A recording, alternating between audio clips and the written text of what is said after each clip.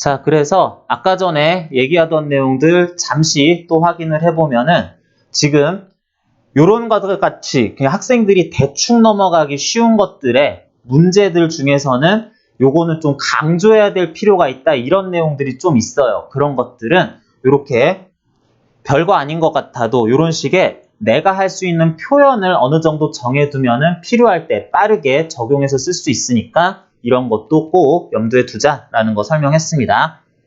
자, 그리고 은근히 아주 많은 학생들이 문제가 되는 건 아닌데 은근히 답안지에서 굉장히 어색한 표현이 자주 보일 때가 있어요. 어떤 거냐면 답안지 작성을 하는데 표, 그림, 그래프 등을 이용해서 설명하는 것들 읽는 사람이, 채점자가 이 풀이란 학생이 이런 식으로 내용을 전개를 하겠구나 라는 것들을 빠르게 이해할 수 있어가지고 그런 것들 활용하는 거 좋기는 좋은데 학생들 중에 이렇게 쓰는 친구가 지난 시간에도 있었고 사실은 내가 답안지 중에서 자주 보게 돼요. 어떤 내용이냐면 이제 내용에 대한 해석을 합니다. 이러이러한 상황이므로 이러이러하게 될 때 A 물체의 속도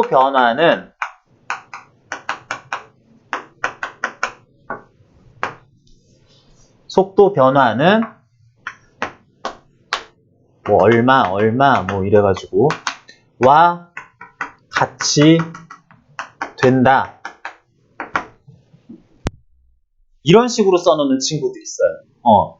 이게 지금 실제 답안지에서 한 줄 쭉 가다가 여기 한 3줄 먹으면서 그래프를 넣는다든지 뭐 특정 학생 내가 그렇게 썼는데 라는 거 뜨끔해도 괜찮습니다. 뭐 다른 학생들도 자주 하는 실수인데 이번 기회로 지금 설명하는 거예요.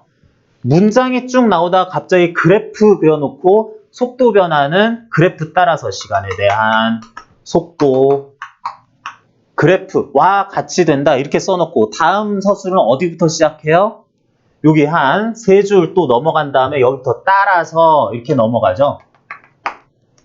상당히 보기 불편합니다. 무슨 얘기냐면 이게 꼭 틀린 말은 아닌데 이런 식으로 써주게 되면은 학생들이 쭉 서술하는 과정에서 너무 이게 문장이 끝나고 이런 것들은 글 속에서 갑자기 그래프, 표, 그림 이런 것들은 그 문장에 해당하는 게 아니라 내용에 대한 서술을 보조해주는 거기 때문에 이게 문장 구성 요소가 될 수가 없어요.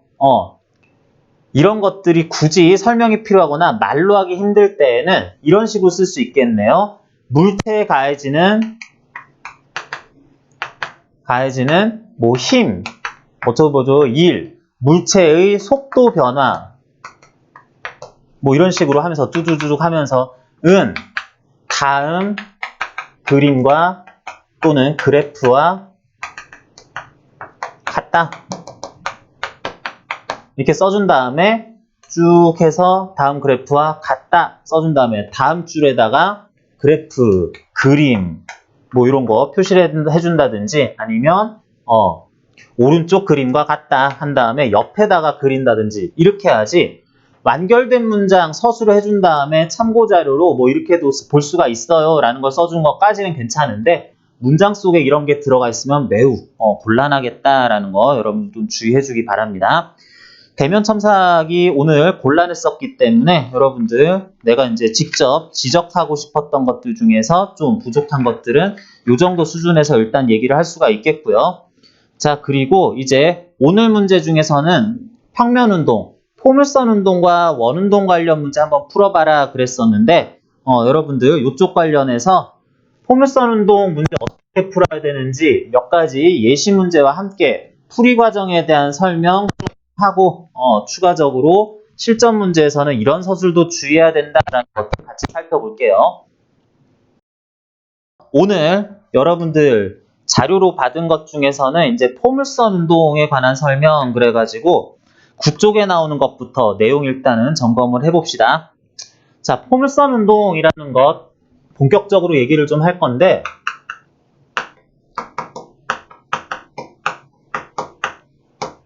자, 먼저 포물선 운동은 등가속도 운동이다, 아니다? 일반적인 포물선 운동은 등가속도 운동이 맞습니다. 등가속도, 직선 운동이 아닐 뿐인 거지 등가속도 운동이기는 해요. 포물선 운동이 언제 생기냐면 보통은 이렇게 얘기하죠. 어떤 물체를 땅바닥에서 비스듬히 던졌을 때, 땅바닥을 향해서 그냥 연지고 낙하는 건 아니고 높은 곳에서 옆으로 던졌을 때, 이럴 때 물체가 가지는 운동이 포물선 궤적을 가진다라고 하는데, 이것들이 내가 던진 방향으로 쭉 가는 게 아니라 왜 구분 궤도를 따라가느냐, 속도, 방향이 바뀌면서 가게 되느냐, 물체가 어느 순간 특정 지점을 현재 움직이고 있을 때, 이런 지점을 움직이고 있을 때 그때 받을 힘이 공기저항 같은 것들 무시하고 외력은 더 이상 작용하지 않으면서 중력만 받는다면, 여기 있을 때도 그 방향으로, 여기 있을 때도 그 방향으로, 그 방향으로 자신의 질량 곱하기 중력 가속도의 중력만 받는다면 이게 R자 힘이 되면서 각각의 힘들을 또 자신의 질량으로 나눠주게 되면 위치, 작용점, 작용하는 위치 다 무관하고 가속도라는 것 자체는 아래라는 방향으로 일정한 크기로 중력 가속도 10m/s 제곱으로 가해질 거기 때문에 가속도는 크기와 방향이 일정하지 않느냐. 그래서 포물선 운동은 등가속도 운동이 맞습니다. 등가속도 운동이 맞고요. 그랬을 때 물체가 움직이는 과정에서 포물선 운동을 한다면은 여러분들 포물선 운동이 뭔지 개념 자체는 알고 있을 텐데 물체의 실제 속도가 요쪽 바라보고 요쪽 바라보고 요쪽 바라보고 너무 이렇게 됐네. 이렇게 그 순간 포물선 형태의 접선 방향으로 방향을 띠면서 그 크기도 바뀌기는 하는데, 그런데 얘기한 것처럼 물체가 받았을 힘이 항상 일정한 방향으로, 중력, 크기도 일정, 방향도 일정할 거기 때문에 가속도, 속도 변화가 어느 성분에만 가해지는지를 나누게 되죠. 특히 중력 가속도만을 가속도의 값으로 가질 때에는 물체의 현재 속도를 중력, 가속 방향, 수직인 방향과 나란한 방향과 수직인 방향으로 속도를 분해해줘서 예를 들면 VY, VX라는 표현을 쓰거나 V vertical, V horizontal 하는 식으로 이렇게 표기도 해주는데, 이런 속도 변화에 대해서 원래 속도를 이렇게 분해한 상태로 써주면 그 속도 변화는 가속도 방향, 나란한 속도 성분에만 영향을 미치고 수직인, 가속도의 수직인 방향 속도 성분에는 전혀 영향을 안 미치기 때문에, 자, 포물선 운동에 대해서 재개합니다. 지금 여러분들 기본적인 문제풀이 방식에 대해서는 어느 정도 알고 있을 거라고 생각을 해요. 특정 물체의 속도, 벡터량인 속도를 가속될 방향, 나란한 방향과 그의 수직일 방향으로 이렇게 분해를 했을 때 그에 대해서 가속될 방향, 수직일 성분은 그 가속도에 의해서는 속도가 변함이 없고,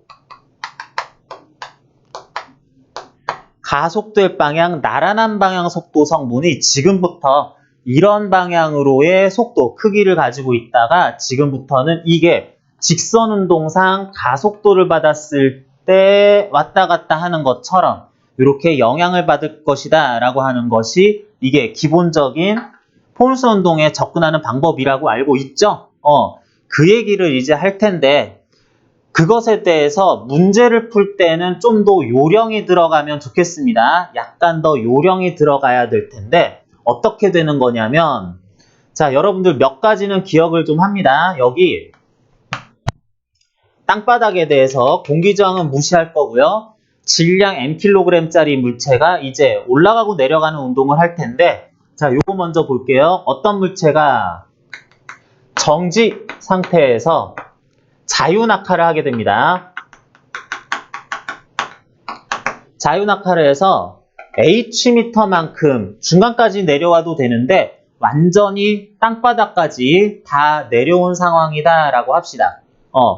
H미터만큼을 정지 상태에서 자유낙하해서 마지막에 땅바닥에 부딪히기 직전 속도가 Vm/s가 됐다라고 할 때 그러는 동안에 걸린 시간은 T초 뭐 이렇게 된다고 그랬을 때 거꾸로 가는 건 먼저 확인을 해볼게요.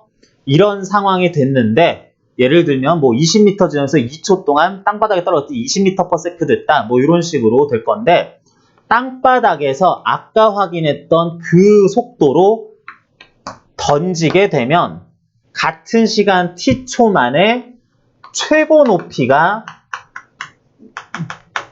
바로 그 h미터 지점까지가 될 것이다 라는 거, 이거는 뭐 당연하죠. 공기저항이나 다른 힘 가해지고 있지 않을 때 여기서 떨어지는데 2초, 3초 걸렸다. 뭐 20m, 45m 떨어졌더니 최종 속도 10m, 20m, 30m/s가 됐다. 그 속도로 도로 위로만 던지면 최고 높이 아까 그 지점까지 가서 순간적으로 정지한다라고 하는 이 대칭성에 대해서는 큰 문제가 안 생기겠습니다. 자, 그랬을 때 여기에 대해서 t초 동안 h미터 떨어졌을 때의 마지막 속도 v 0m/s에서 시작해서 이에 관한 관계식을 하나 만들어 보고 싶은 거예요. 자, 그랬을 때 최종 속도는 h미터 높이 지점에서 정지 상태로부터 자유낙하시키면 얼마 된다? 루트 2gh m/s가 된다. 공기저항 없이 중력에 의해서만 낙하했을 때. 지금 전달 원활하게 잘 되고 있죠? 자, 그리고 h미터만큼을 떨어지는 데 있어서 걸리는 시간 t초는 어떻게 될까 했을 때 t는 루트 g분의 2h 초, 뭐 g 값에다가 미터/s 제곱, h 값에다가 미터 뭐 이런 단위 썼을 때에는 뭐 이와 같이 나올 거고요.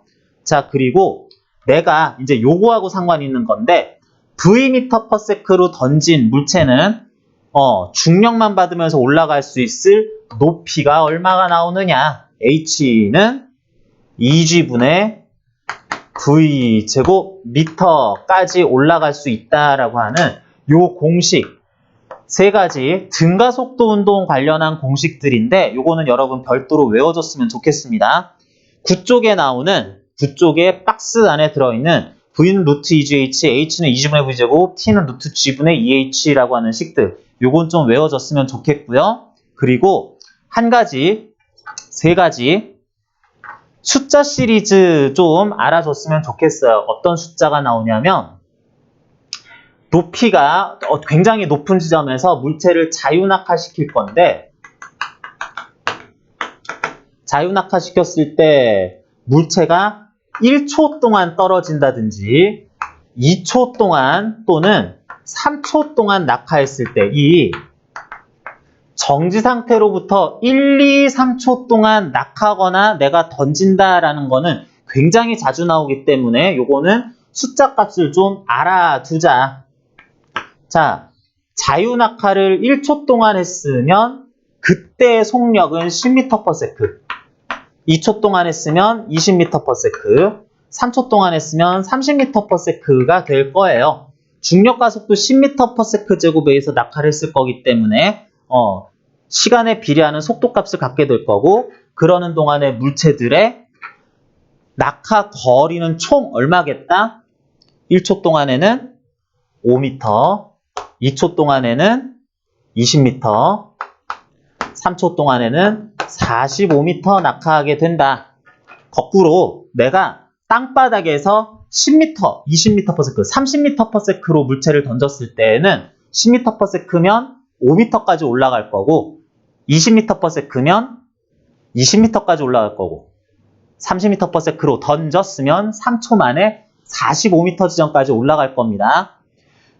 요 속도비나 위치 간의 거리 간의 관계는 워낙에 자주 나온 숫자니까 여러분들 요거는 꼭 이 숫자 시리즈로 1초 만에 10m/s 5m, 2초 만에 20m/s 20m, 3초 만에 30m/s 45m만큼 낙하하거나 올라갈 수 있다라는 거 요거 여러분들 하나 좀 기억을 했으면 좋겠어요. 자, 그래서 이런 식으로 물체의 상하 운동에 대해서는 등가속도 운동으로 해석을 하고 그 수평 방향의 이동에 대해서는 등속 운동으로 낙하 또는 날아가고 올라가고 하는 그 시간 동안 수평으로 날아간다라고 하는 거. 그거 엮어서 전체적인 포물선 운동을 구성하게 되는데, 자, 여러분들 이론적으로만 이렇게 얘기를 몇 가지 했는데 지금 우리 나눠받은 수업자료 교재에서 10쪽, 11쪽은 너무 내용에 대해서 장황하게 써놓고 뭐 아주 어려운 문제 풀 때는 몇 가지 공식들을 외워놓는 것들이 도움도 되지만 어차피 논술 문제 풀이 과정에서는 그 풀이하는 전체 내용을 다 서술을 해야 될 거기 때문에 지나치게 빨리 푸는 거 요런 것보다도 제대로 단계를 다 짚으면서 푸는 거 요게 더 중요하겠습니다. 자, 그래서 여러분들 13, 14쪽 보면은 예제 문제 1, 2, 3, 4 나오는데요. 15쪽에는 해당 문제에 대한 예제 해설, 답과 해설들이 나와 있습니다. 여기에서 몇 문제 풀어볼 건데 우선 13쪽에 나오는 1번하고 2번 문제 요거 여러분들 지금 빨리 풀어볼까요? 시간을 아주 많이 주기는 힘들고 대략적으로 일단 한 5분 정도만 여러분들 푸는 시간 가져보겠습니다. 1번, 2번 문제 13쪽에 나온 두 문제 지금 한번 풀어봅시다. 자, 1번 문제에서는 두 물체가 A, B가 지면으로부터 H, 4분의 3H 지점에서 최초 속도 오른쪽으로 VA, 최초 속도 B도 왼쪽으로 VB라는 속도로 물체를 던졌는데 두 물체가 높이 2분의 H 지점이자 던진 곳으로부터 요거 수평 도달 거리라는 표현을 써요. 수평 도달 거리 RR 그러니까 중점에서 만나서 충돌을 일단 했다. 충돌 후에 어떻게 또 튕겨나갈지는 모르겠는데 일단 충돌은 하기는 했다라고 그럽시다. 자, 그러면 이렇게 되려면 두 물체를 던진 속도가 얼마 돼야 될까 싶은 건데 학생들이 이 문제 풀라고 하면은 이것부터 질문하는 경우가 많이 있어요. 선생님, 두 물체요. 동시에 던졌어요? 따로따로 던졌어요? 라고 요거를 물어보는데 그건 나한테 물어보면 안 되죠. 물어보면 안 되고 무슨 얘기냐면 두 물체가 이런 식으로 만나기 위해서는 어떻게 던져야 됐을지 직접 판단할 줄 알아야 되겠습니다. 자, 무슨 얘기냐면 두 물체가 오른쪽으로 VA, 아래쪽으로 0m/s, 왼쪽으로 VB, 아래쪽으로 0m/s로 던졌을 때 좌우 방향의 운동에 대해서는 그거는 별 신경 안 써요. 일단 등속 운동이 될 거기 때문에 크게 문제가 생기지 않을 거라서 일단은 상하 방향 운동을 생각을 해주자. 그렇다면 A 물체 입장에서는 아래로 2분의 H라는 거리를 낙하해야 되고 B 입장에서는 아래로 4분의 H라는 거리를 낙하를 해야 된다. 그런데 0m/s에서 질량 무관하게 같은 가속도를 가지고 2대 1의 낙하 거리를 가지려면 어떻게 해야 되겠느냐? 자, 낙하 관계에 있어서 시간과 높이 관계가 이렇게 된다 그랬죠? 시간과 거리 또는 높이 관계가 t초 동안에 얘가 루트 g분의 2h라는 이런 높이를 떨어질 수 있다. 양변 제곱하면은 t제곱이 이러저러 해가지고 g분의 2h라고 나올 것이다. 또는 t제곱이 요 상수니까 h에 비례할 것이다 라는 거 알 수 있겠어요. 자, 그러면 이렇게 2대 1의 낙하 거리 b를 가지려면 낙하 거리가 2대 1이 나오려면 반드시 이거는 어쨌든 포물선 운동 낙하를 루트 2대 1의 시간 b로 떨어져야 되겠다. 예를 들면 루트 2t초 만에 떨어졌다면 t초 만에 내려와야 되겠다. 그래서 만나야 하는데 두 물체가 얘가 더 오래 걸릴 거기 때문에 당연히 이걸 먼저 던졌어야 됩니다. 그러니까 누굴 먼저 던졌어야 하냐, 동시에 던졌냐라는 거는 이렇게 직접 판단을 해야 되는 거고, 이와 같이 낙하를 할 나름의 루트 2t초, 나름의 t초 동안 수평 방향으로는 VAVB라는 일정한 크기의 속도로 움직여야 한다면 이 속도 B는 1대 루트 2 돼야지 되겠죠. V 대 루트 2V 뭐 이런 식으로 돼야지 되겠다라고 하는 거. 지금 1번 문제는 상황이 상당히 풀어야 되는 요소도 있고 해서 복잡해 보일 수도 있지만 이렇게 간단하게 풀리는 문제긴 했었습니다.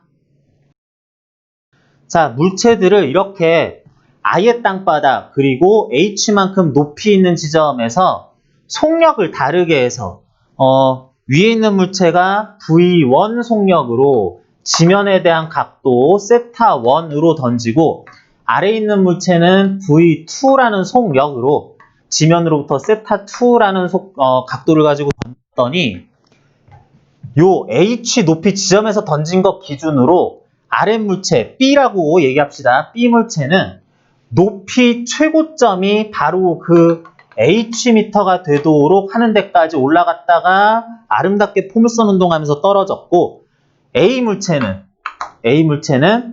그 위치로부터 내가 땅바닥으로 높이의 절반 2분의 H만큼 올라갔다가 내려오는 모습이 됐는데 아무것도 제대로 안 가르쳐주고 이런 식으로 던졌을 때 이와 같은 모양이 되면서 땅바닥에서의 착지 지점이 동일하게 되려면 이건 굳이 충돌할 필요까지는 없습니다. 동일한 지점에서 착지를 하려면 각각의 물체를 던진 속력은 뭐 알아서 하겠고 이런 물체들의 던진 각도가 탄젠트 B가 몇 대 몇 돼야 되겠느냐 비율로 물어봤어요. 자, 이거 여러분들 긴 시간 동안에 고민하도록 충분한 시간을 주진 않았지만 요거 어쨌든 문제 풀면서 상당히 까다롭게 느꼈을 친구들 엄청나게 많습니다. 그런데 그렇게 한 이유가 뭐 충분한 시간을 더 줄 수도 있었지만 얼마나 내가 쉽게 푸는지 한번 보세요. 자, 원래는 포물선 운동 문제를 계산 과정이 상당히 복잡해질 수 있는 건데 이렇게 한번 볼게요. 앞에서 우리가 물체가 자유낙하라거나 연직 투상운동하는 과정에서 처음에 던졌을 때 얼마 만에 떨어질지 얼마만큼 올라갈지 이런 것들에 대한 관계식을 하나 뽑아낸 적이 있습니다. 던진 거나 떨어지는 거나 그 역작용, 대칭성 때문에 설명은 똑같이 될 건데 자, 공식 한번 다시 떠올려 봅니다. 물체가 0m/s에서 낙하를 시킬 때 떨어질 거리 hm와 그동안 걸릴 시간 t, 마지막 속력 v 값에 대해서 이것들 간의 관계는 v는 루트 2gh, t는 루트 g분의 2h, 그리고 h값 밑에서 던진 경우, 낙하시키는 경우 기준이라고도 할 수 있는데 2g분의 v제곱, v로 던지면 여기까지 가요 라고 하는데 요것들 잘 보면은 g나 2라는 숫자는 그냥 상수니까 요거 다시 제곱을 해서 본다거나 그러면은 이것들 간의 관계가 v와 t는 서로 정비례하고 0m/s에서 낙하거나 처음에 던져서 올라가서 최고점 갈 때까지는 요거는 서로 비례하고 루트 h가 여기에 대해서 또한 비례한다. 또는 모두 제곱하면은 v제곱과 t제곱은 h값에 비례한다라고 하는 뭐 똑같은 식인데 이렇게 표현할 수 있겠어요. 이걸 좀 이용을 할 텐데 자, 지금 물체의 경우에 이런 거 생각을 해봅시다. 내가 V2라는 속력으로 매우 이렇게 급한 경사를 가지고 던진 물체가 이렇게 가서 내려올 때 정점 기준으로 하면은 올라갈 높이와 내려갈 높이가 똑같으니까 올라가고 내려가는 데 걸릴 시간이 1대1, t 대 t 뭐 이런 식으로 나타나겠네. 자, 그러면서 이것도 봅니다. 나름 A는 올라갈 높이 2분의 h와 내려갈 꼭지점 기준으로 내려갈 높이가 1대3이죠. 1대3의 높이 B를 가는 데 있어서 걸릴 시간은 1대 루트 3 되겠죠.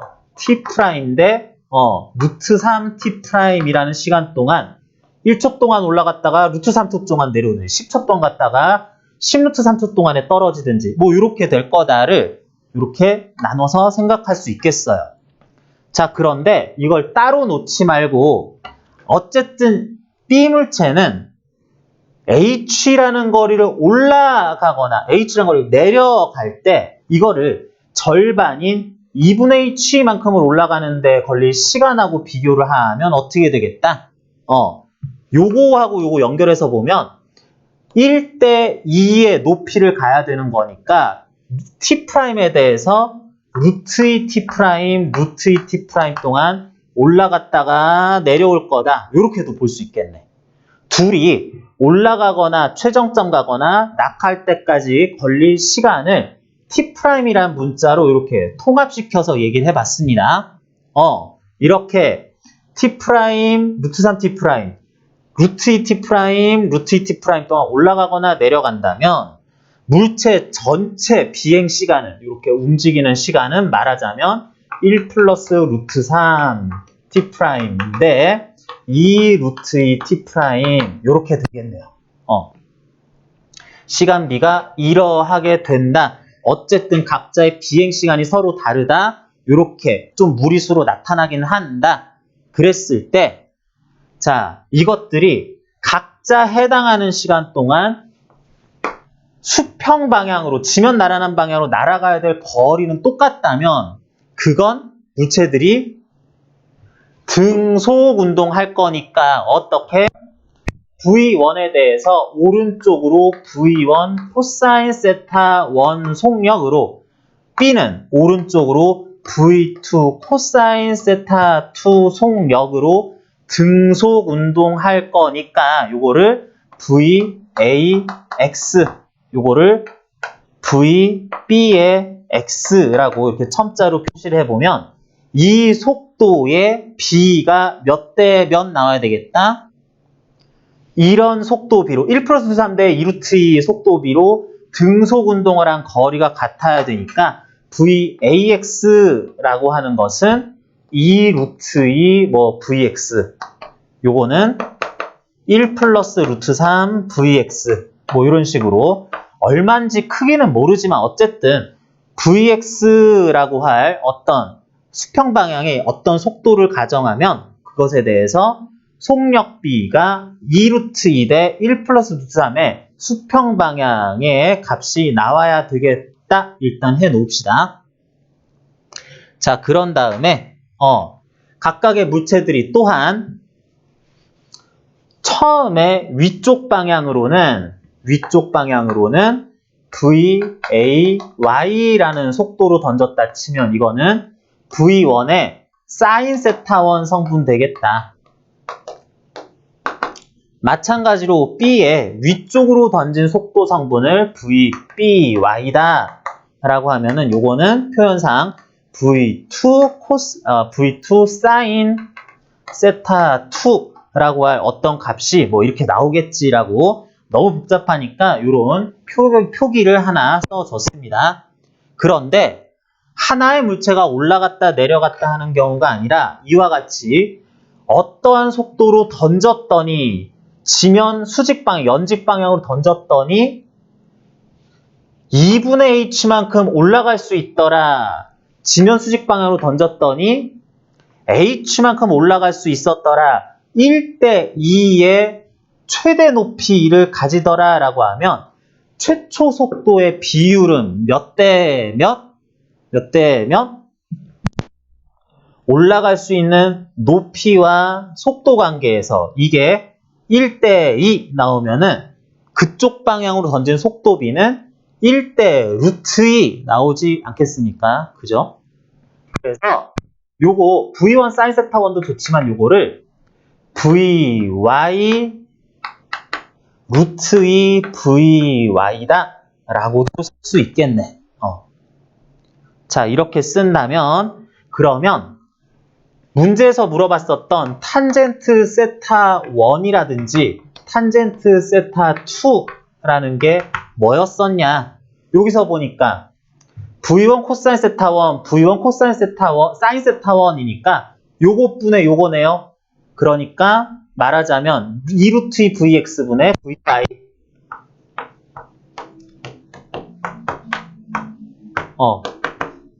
여기서도 탄젠트 세타 2라는 게 필요한데 탄젠트 값은 V2 코사인 세타 2분의 V2 사인 세타 2 하면 V2 지워주면서 코사인 분의 사인이니까 요거 1 플러스 3 Vx 분의 루트 2 Vy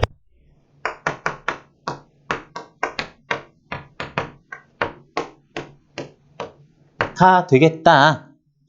지금 숫자는 제대로 구한 건 하나도 없으면서 그냥 이렇게 탄젠트 값이라는 게 이렇게 표현은 되지라고 했습니다. 그러면 비율은 또 얼마겠느냐 하면은 단순하게 2 루트 2분의 1 대 1 플러스 루트 3분의 루트 2 뭐 이런 식으로 탄젠트 세타 1 대 세타 2의 비율이 이렇게 나타나고 약간의 유리화 과정만 조금만 더 거쳐주면은 뭐 충분히 답을 구할 수 있는 문제였어요. 자, 이런 식으로 해서 꽤 어려워 보이는 문제도 이런 수치값들 간의 비례 관계, 최고점, 정점, 포물선 꼭지점으로부터의 높이 관계, 시간 관계, 속도 관계를 알면은 제법 간단한 식으로 유도를 하는 것도 가능하기는 했습니다.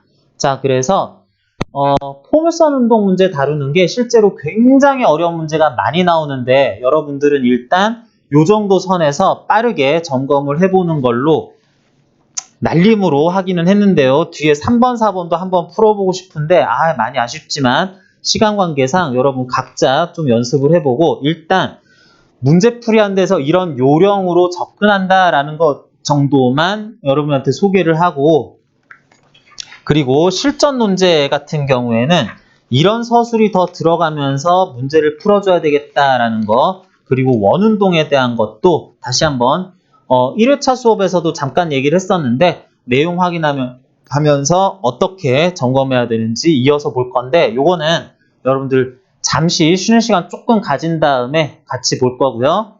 요 송출하는 것도 잠시 끊었다가 재개하는 걸로 좀 하겠습니다.